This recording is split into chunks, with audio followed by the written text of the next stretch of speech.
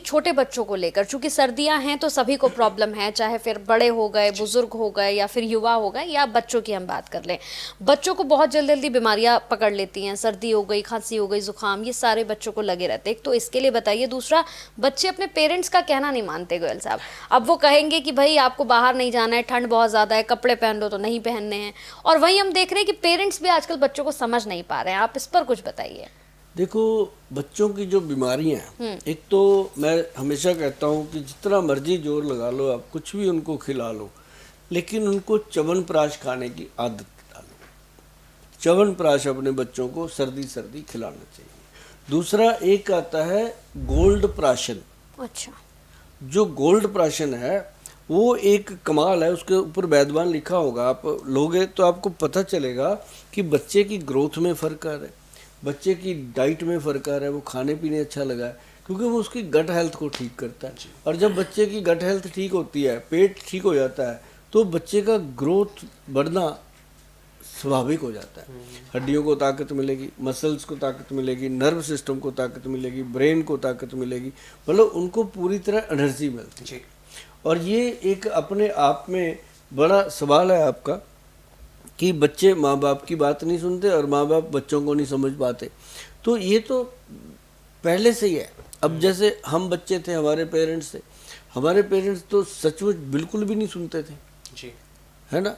तो उन दिनों में तो वो बात भी उन दिनों पे चलती है, जो एक गाना आया था, बापू सेहत के लिए तू हानिकारक है। तो ये उस समय की बात है, आज की नहीं। आज तो जरा सा बच्चा छींक मार दे, बापू लेके भागता है डॉक्टर के पास। पहले तो बच्चा छींक मारता था, बापू थप्पड़ मारता था कि कपड़े पहन ले, सर्दी हो जाएगी, है ना। तो आज का फर्क पड़ गया। तो लेकिन ये है कि बच्चे की बात है, अब बच्चे को समझाना है कि बच्चे ये नहीं खाना, तो इसका मतलब ये थोड़ी सीधा ही बोल दो नहीं खाना, होगा मैं तो खाऊंगा। हिंदुस्तान का दस्तूर है कि यहाँ पेशाब करना मना है, वही करेंगे, ससुरे वही करेंगे। तो मतलब ये जब बड़ों की मेंटालिटी है, तो बच्चे हैं, बिल्कुल, है ना। तो वो बच्चे क्या करते हैं कि उनको, अब जैसे मेरे पास आते हैं बच्चे पेरेंट्स के साथ, शरारतें करते होते हैं। मैंने वहाँ कीरिंग रखे हुए बड़े अच्छे, मैं हमेशा रखता हूँ अपने पास। तो मैंने निकालना, उसको एक दे देना। अच्छा। उसके बाद वो मेरे पास ही बैठा रहता है, जाता ही नहीं मम्मी पापा। बच्चों को तो वो चाहिए कि बच्चे का क्या होता है, बच्चे का मन होता है कोमल। बच्चे के मन को क्या समझाना, इधर से उठाना इधर लगाना, उसको कहीं ना कहीं लगा दो। उसको बोलो कि बेटा देख, ये खाएगा ना, इससे तेरे को ये प्रॉब्लम हो सकती है, तू ये खा, देख मैं भी खा रहा हूँ। एक च्यवनप्राश का आधा चम्मच खुद खाओ तो बच्चा खा लेगा कि पापा खा रहे हैं तो मैं भी, मम्मी खा रही है मैं भी। तो उस तरह से बच्चे को लगाना पड़ेगा। अब जैसे छोटे बच्चे हैं, आप भी बच्चे थे, मैं भी बच्चा रहा, तो आपको वो कुछ ऐसी बातें याद होगी बचपन की, जो चाचा ने बताई, मम्मी ने बताई, दादा ने बताई, दादी ने बताई, हमें अभी तक याद है।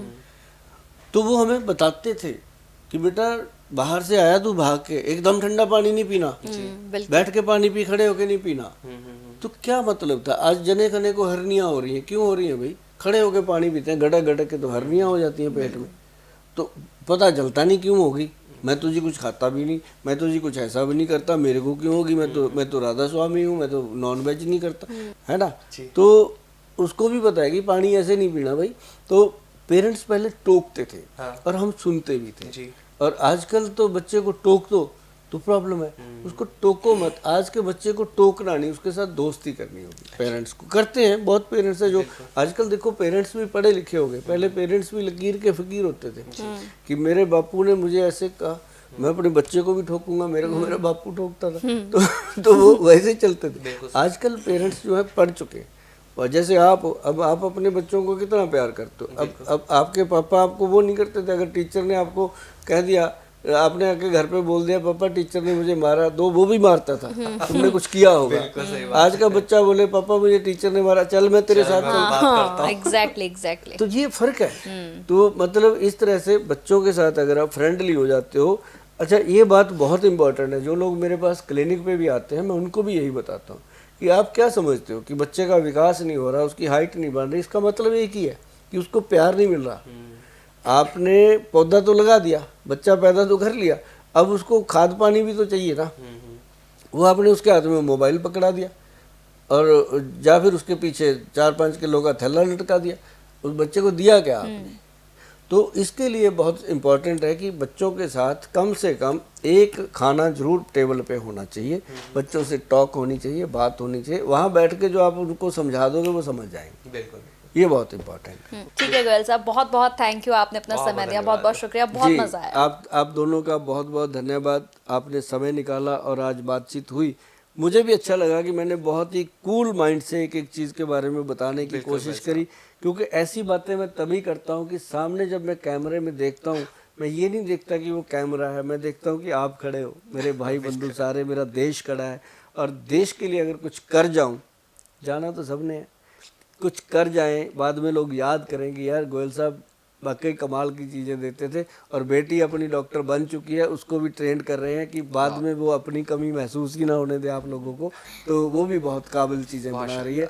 डॉक्टर मिशेल करके, आप उसको भी मिला करो, क्योंकि उसके पास समय कम होता है, मेरे से ज़्यादा बिजी रहती है वो, क्योंकि वो गायनी में काम करती है, लेडीज़ के लिए काम करती है, तो वो भी बहुत अच्छा इंटरेस्ट लेके काम करती है। जी बिल्कुल, बहुत बहुत धन्यवाद आपका। नमस्कार गोयल साहब। बहुत बहुत थैंक यू।